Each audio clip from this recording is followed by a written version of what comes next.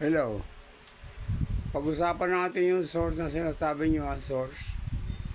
Kailangan pangalanan. Para sa akin, yung mga source, hindi dapat pangalanan yan.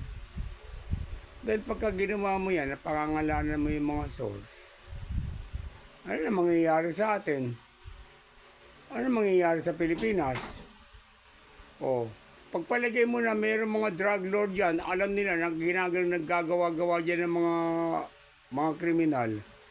Magtatanong ka, hindi magtuturo yun. Kasi, pinapangalanan yung source, kawawa yung source. O, kahit kayo, nangangailangan kayo ng source eh. Tapos sabihin mo, pangalanan? Anong klaseng gobyerno meron tayo niyan? O, tuwan-tuwa yung mga MPA. Tuwan-tuwa yung mga tulisan, mga magnanakaw, Abu Sayyaf, lahat tuwan-tuwa. Dahil wala na pwedeng magsumbong. Ganun ba kayo? Dapat ba ganun? Ang gagawin natin? Hindi niya, alam niyo ba yung sinasabi niyo? Lalabas niya sa buong mundo, tayong pinakapangit na gobyerno. Puro lahat ng kriminal, pati yung mga kriminal sa ibang bansa, pupunta na rito. Dito na sila maggagawa ng mga katarantaduhan. Hindi mo pwedeng isumbong eh. Kasi, pag sinumbong mo, tapos ka. Ituturo ka eh. Oh, ang source, iniingatan yan. Inaalagaan yan. Kaya nga meron kayong tinatawag na safety, yung mga special witness, tinatago nga ninyo eh. Tapos sasabihin mo kung saan nakatago yung mga witness. Ganun? Anong klaseng gobyerno meron kayo dyan? Ay, yung ginagawa nyo, tuwan-tuwa dyan yung mga MPA eh. Tuwan-tuwa dyan yung mga kriminal. Puta, sasabihin nyo yung source. Pagpalagay mo merong krimen na nangyari, sumabog, tapos kailangan malaman nyo, sabihin nyo mag-reward kayo ng kalahating milyon o 200,000 o 1,000,000. Kahit alam ng mga tao, hindi nila ituturo. Kasi, ituturo din sila. Naisip nyo ba yon? Anong klase kayo dyan sa Kongreso? Nakukulap-pulan na kayo ng mga taong labas yata dyan ah.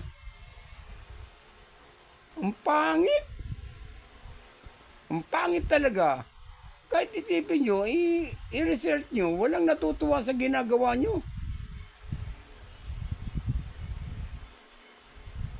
Tinatanong lang yung 1.7 billion. O kasi yun ang pondo eh. Tapos sabi nyo 39. O ba't hindi nyo ipaliwanag kung nasaan yung natitira? Eh December na, saan mapupunta yun? Tapos itong 2024, 1.3 billion din. Tapos 39 lang pala yung nagagamit. Asa na naman mapupunta yun? Hindi pwede magtanong. Kasi makukulong. Diba? O, asan yung source mo? Utot mo. Mali yung ginagawa nyo, hindi maganda. Dapat kayo mga nandiyan dyan, makulong kayong lahat dyan. Ang ganda-ganda na pa. Ako, nanonood ako sa inyo. Ang ganda-ganda ng mga palabas nyo. Ang ganda-ganda ng mga napapanood ko sa inyo. Tuwan-tuwa ako. Pero ito mga bandang uli, parang nagkaisa kayo. Bumaliktad ang utak nyo. Parang naging utak kayo ng mga rebelde.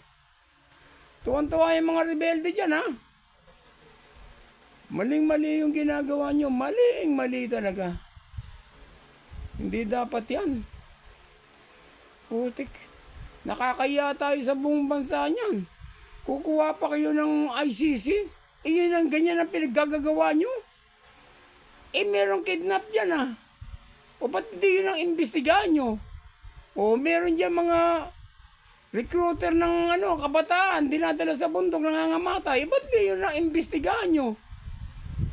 Ba't yung iniimbestigahan nyo yung kung ano-ano? Nagtatanong lang sa inyo kung magkano yung gastos, nagagalit kayo. Sabihin nyo sinisiraan ng Kongreso. Samantalang yung Vice President, kung ano-ano pinagsasabi nyo, napunta pa sa Senado yung mga reklamo nyo.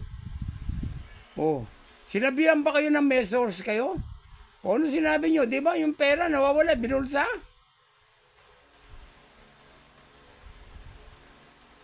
Ang bira. Ayaw nyong matanong kayo, pero kayo, panay ang tanong nyo. Ayun ang problema eh. Hindi tama yan. Mali yan. Hindi tama yung ginagawa nyo. Napakapangit. Napakapangit. Lagi ako nanonood sa inyo, ganda-ganda. Marami sa inyo magagaling. Marami sa inyo lumalaban ng parehas. Pero napapansin ko ngayon, marami na bumabaliktad. Mukhang nakukulapulan na kayo ng putik. Nabobola na kayo ng mga MPA dyan ha. Lalo na yung bata. Kayang-kaya kayong palusutan ha. Ha? Yung sinasabing, cum laude. Cum laude ng mga ulol. Cum laude ng mga demonyo. Oh. Pero saan ka nakakita ng cum laude? Ano yung ginagamit mo? Puro anti-government ka. Yung mga bata, dinadala mo sa bundok. Pumunta ka sa Senado, harapin mo yung yung mga akusasyon sa'yo. Hindi yung sasabihin mo, hindi totoo, hindi ito, harapin mo. Kung talagang lalaki ka ba?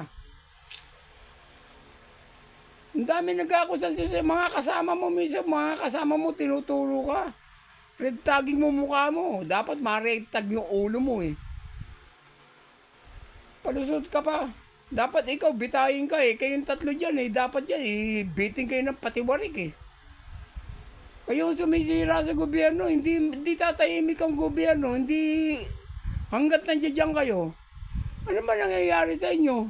Pilipino ba kayo? Ba't wala kayong inisip kundi labanan ng gobyerno? Eh, nasa gobyerno naman kayo. Diyan din na kayo kumikita. Ano ba nangyayari sa inyo?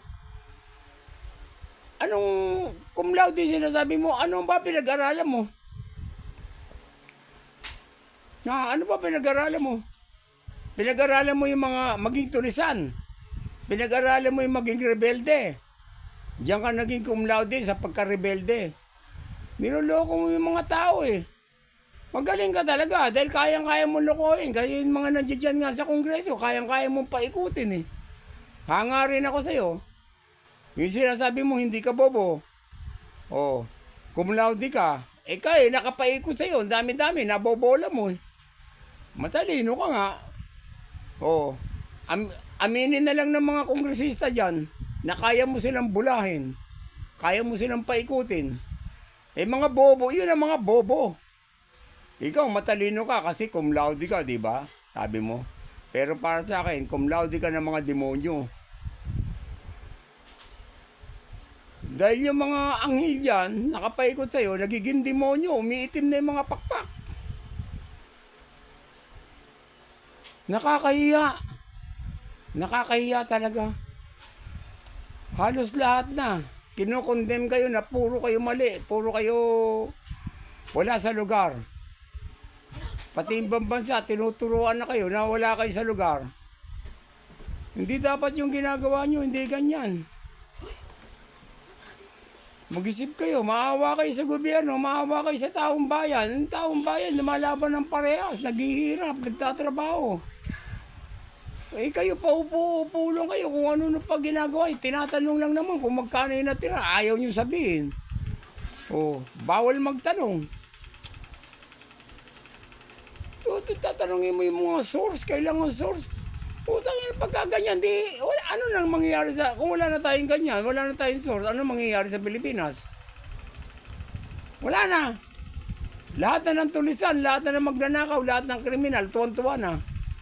Paano? Wala pwede magsumbong eh. Tanggalin na rin yung mga pulis, tanggalin na rin yung mga sundalo. Dahil wala nang magtatanggol sa atin.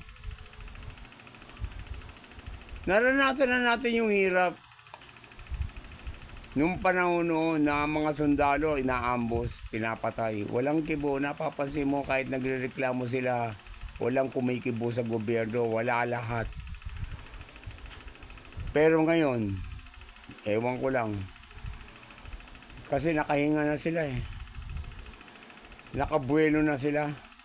Ayaw na nilang bumalik sa dati. Ayaw na nilang bumalik sa tagilid ng buhay. Mga sundalo nasa kalahati ang kamatayan, nasa kalahati ang buhay. Wala silang kalaban-laban, nag-aral sila, nagpakatalino sila. Tapos raratratin lang sila ng bala ng mga tinatawag na magsasaka. Magsasaka lang kayo Umayos kayo dyan, ha.